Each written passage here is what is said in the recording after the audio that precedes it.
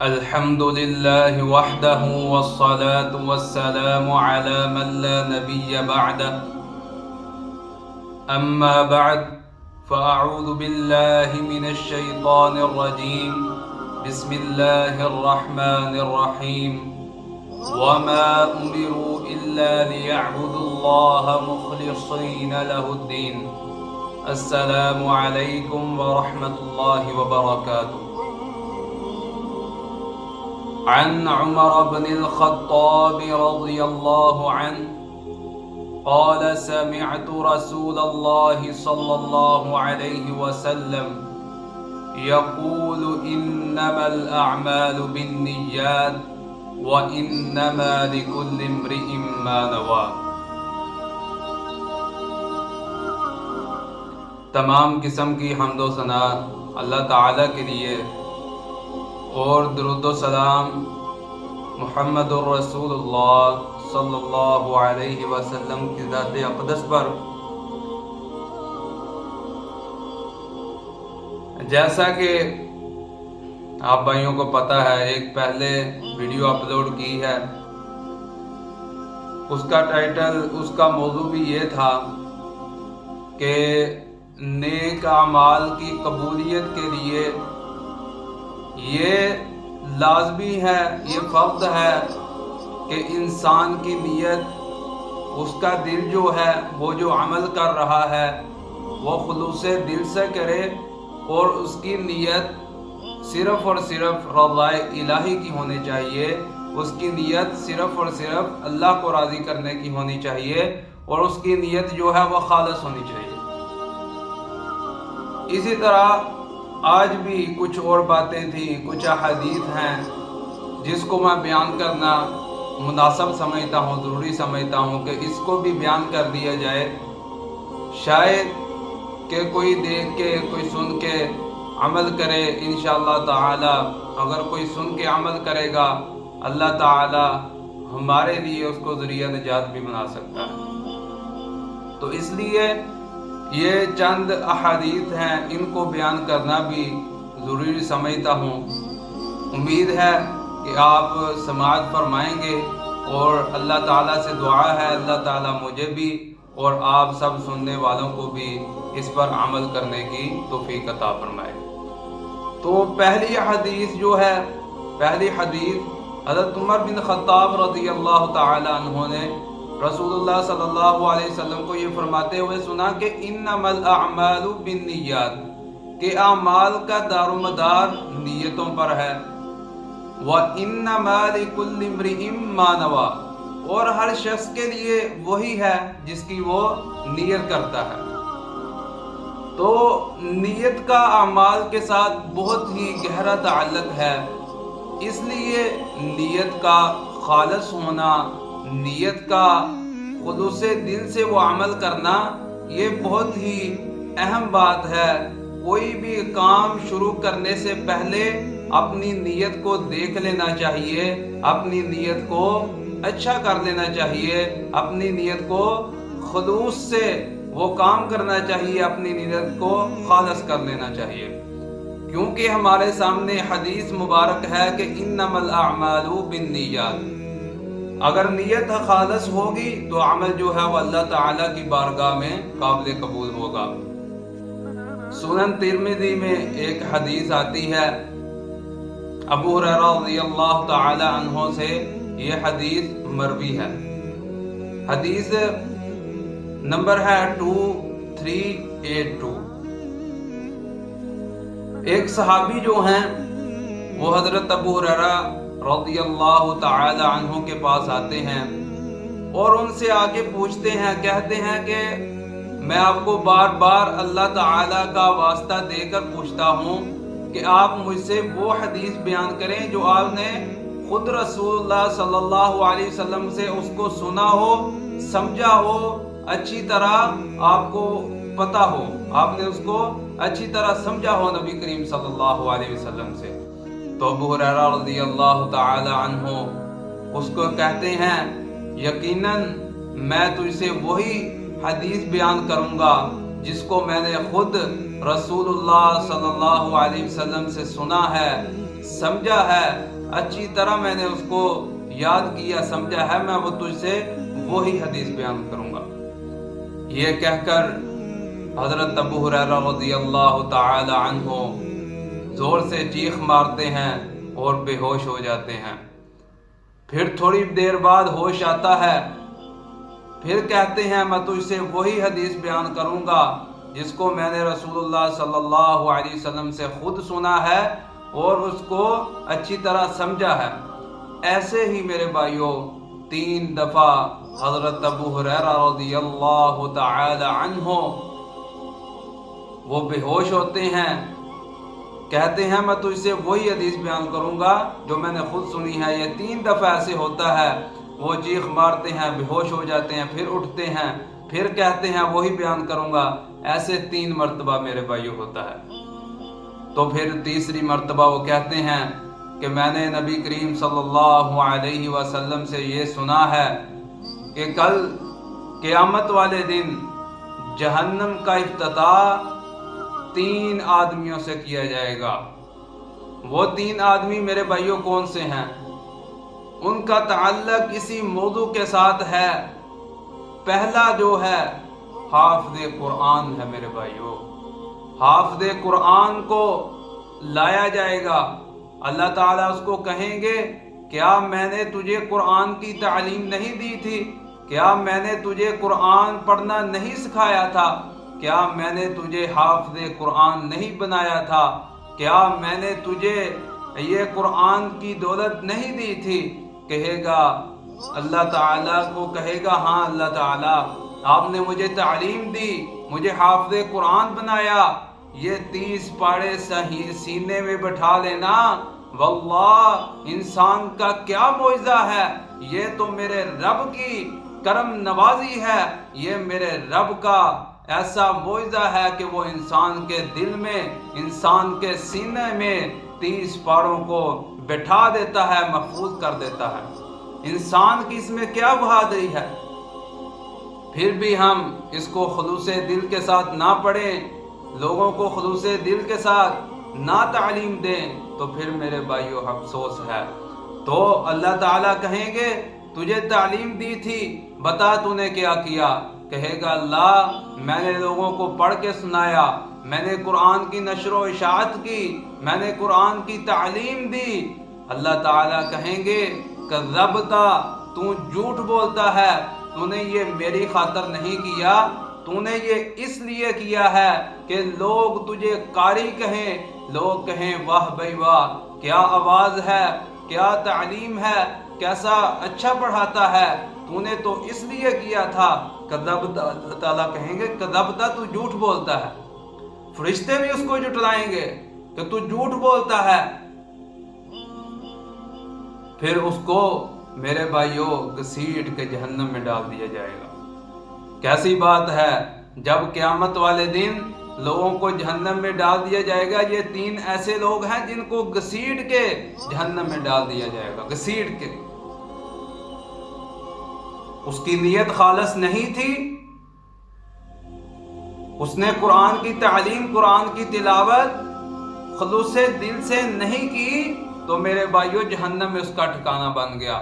دوسرے نمبر پر عالم دین ہوگا، دوسرے نمبر پر سخی ہوگا، سخی۔ اللہ تعالیٰ فرمائیں گے ہاں تجھے مال دیا تھا، تجھے کسی کا محتاج نہیں کیا، تجھے اتنا مال دیا تھا، بتا تو نے کیا کیا؟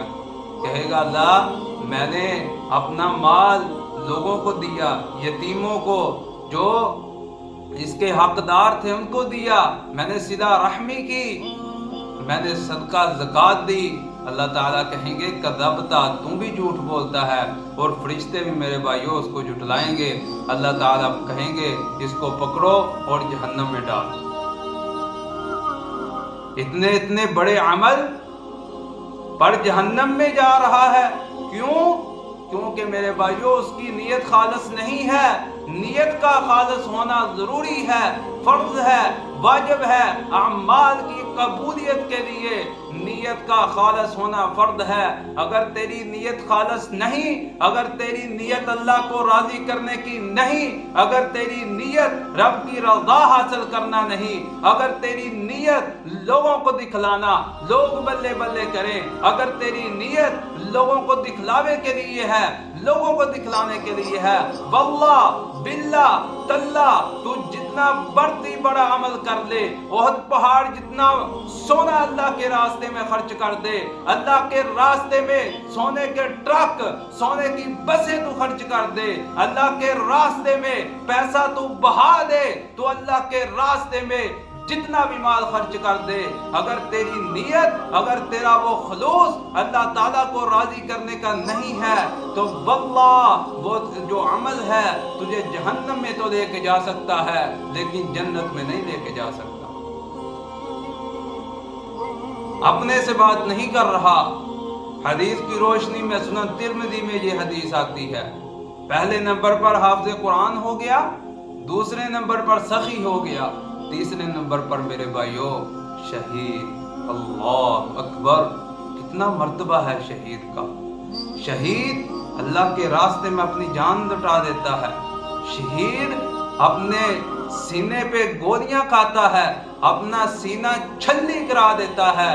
شہید جو ہے میرے بھائیو گولیاں کھاتا ہے، اپنا تن من لٹا دیتا ہے، کسی کی گردن اتر جاتی ہے، کسی کو کیسے شہید کیا جاتا ہے اللہ کی راستے میں۔ لیکن حضرت ابو ہریرہ رضی اللہ تعالی عنہ فرماتے ہیں یہ تیسرا آدمی ہوگا، اس کو لایا جائے گا، ہاں بھائی تم شہید ہوا، بتا یہ کیسے ہوا؟ کہے گا اللہ میں تیرے راستے میں جہاد کرتے کرتے، تیرے دین کو پھیلاتے پھیلاتے، تیرے دین کو غالب کرتے کرتے میں تیرے راستے میں اللہ شہید ہو گیا۔ کتنا مقام ہے شہید کا، کتنا مقام ہے، ہر مسلمان کے دل میں شہادت کی طرف ہونی چاہیے، کتنا مقام ہے شہید کا۔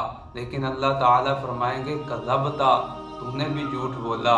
اللہ تعالیٰ کے ساتھ ساتھ فرشتے بھی، ملائکہ کہ اس کو جھٹلائیں گے تو نے جھوٹ بولا۔ اللہ تعالیٰ کہیں گے اس کو بھی پکڑو اور جہنم میں ڈالو۔ حضرت ابو ہریرہ رضی اللہ تعالیٰ عنہ کہتے ہیں کہ اللہ کے نبی صلی اللہ علیہ وسلم نے فرمایا کہ اے ابو ہریرہ کل ان تینوں آدمیوں سے جہنم کا افتتاح ہوگا۔ تو میرے بھائیو کیا ہمیں اس بات کی ضرورت نہیں ہے کہ ہم اپنی نیت کو خالص کریں؟ کیا ہمیں اس بات کی ضرورت نہیں ہے کہ ہم اپنی نیت کو ٹھیک کریں؟ کوئی بھی اگر تم نے عمل کرنا ہے تو اس سے پہلے اپنی نیت کو دیکھ لو، اپنی نیت کو دیکھ لو کیا یہ رضا الہی کے لیے ہے؟ اگر نہیں ہے تو میرے بھائیو اس کو ٹھیک کرو۔ اگر ابھی بھی کسی کی نیت خراب ہے اللہ تعالیٰ سے ہم توبہ کریں اور اللہ تعالیٰ سے معافی مانگے رو رو کر، اور اللہ تعالیٰ سے معافی مانگنے کے بعد اپنی نیت کو ٹھیک کریں۔ خلوص دل کا میرے بھائیو نیت کا اعمال کے ساتھ بہت گہرا تعلق ہے، جیسا کہ اللہ تعالیٰ نے فرمایا وَمَا أُمِرُوا إِلَّا لِيَعْبُدُوا اللَّهَ مُخْلِصِينَ لَهُ الدِّينَ، حکم دیا ہے کہ خلوص دل سے خالص ایک اللہ کو پکارو، خالص کرتے ہوئے اس کی عبادت کرو۔ اور ایک صحیح البخاری میں حدیث آتی ہے کہ بنی اسرائیل کی ایک عورت تھی، فحاشہ بدکار عورت تھی، جو ایک کنویں کے پاس پہنچی۔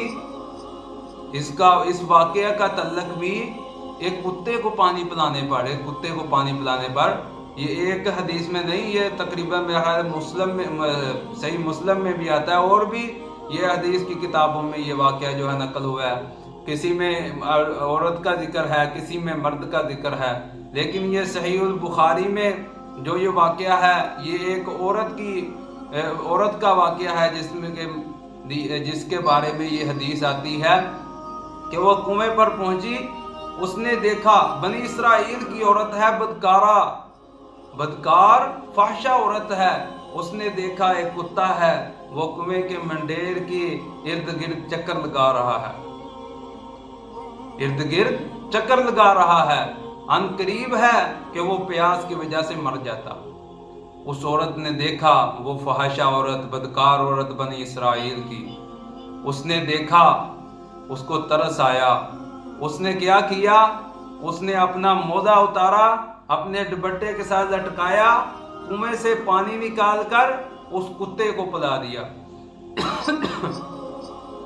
اس کتے کو پانی پلا دیا۔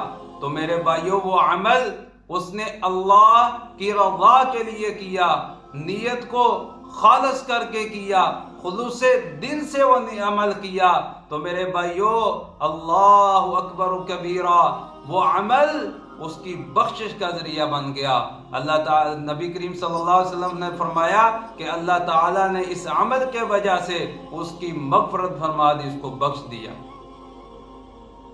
بظاہر کیسا عمل ہے؟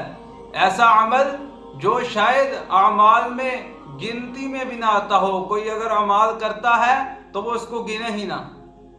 کتے کو پانی پلانا کتنا بڑا عمل ہے، لیکن اس نے نیت کو خالص کرتے ہوئے میرے بھائیوں کیا۔ اس کی نیت خالص تھی، رب کو راضی کرنے کی تھی۔ تو میرے بھائیوں، واللہ اللہ تعالیٰ نے، حدیث میں آتا ہے کہ اللہ تعالیٰ نے اس کی مغفرت کر دی، اس کو بخش دیا۔ خلوص دل سے، چاہے وہ عمل چھوٹا ہی کیوں نہ ہو، اور میرے بھائیوں ہمیں وہ جنت میں لے کے جانے کا ذریعہ بن سکتا ہے۔ ایسے ہی صحیح البخاری میں ایک اور واقعہ آتا ہے کہ ایک آدمی ہے، اس کو نبی کریم صلی اللہ علیہ وسلم کہتے ہیں کہ وہ اس کو جنت میں بڑی لہروں بحروں کے ساتھ چلتے پھرتے دیکھا۔ اللہ اکبر، بڑا ہی پیارا یہ بھی واقعہ ہے، صحیح البخاری میں آتا ہے کہ اس کو لہروں بحروں کے ساتھ چلتے پھرتے دیکھا۔ تو پوچھنے پر نبی کریم صلی اللہ علیہ وسلم کو بتایا گیا کہ یہ وہ شخص ہے کہ راستے میں ایک کانٹے دار ٹہنی تھی، اس نے اس کو کاٹ دیا، اس کو ہٹا دیا۔ کیوں؟ کیونکہ یہ آنے جانے والے لوگوں کو وہ ٹہنی تنگ کرتی تھی، اس سے لوگوں کو تکلیف پہنچتی تھی۔ اس اتنے سے عمل کی وجہ سے اللہ تعالیٰ نے اس کو جنتوں میں پہنچا دیا، اور جنتوں میں وہ لہروں بحروں کے ساتھ گھوم رہا ہے۔ کتنا عمل ہے میرے بھائی؟ چھوٹا سا عمل، صرف ٹہنی ہٹانے کی وجہ سے۔ عمل تو بظاہر کوئی نہیں ہے، لیکن اس کی نیت ایسی تھی، اس کے عمل میں پاور اتنی تھی، اس کا خلوص دل کے ساتھ وہ عمل کرنا اللہ تعالیٰ کو اتنا پسند آیا، اللہ تعالیٰ کو اتنا محبوب لگا کہ اللہ تعالیٰ نے اس کو جنتوں میں ڈال دیا، اور لہروں بحروں کے ساتھ وہ گھوم رہا ہے، پھر رہا ہے جنت میں۔ اتنا عمل جنت میں دے گیا۔ اس لیے میرے بھائیوں، کسی نیکی کو حقیر نہیں سمجھنا چاہیے، اور کسی چھوٹے گناہ کو گناہ چھوٹا نہیں سمجھ کے کرنا چاہیے۔ وہ جو نیکی ہے چھوٹی سی، وہ جنت میں لے کے جانے کا ذریعہ بن سکتی ہے، اور وہ جو چھوٹا سا گناہ ہے وہ جہنم میں لے کے جا سکتا ہے۔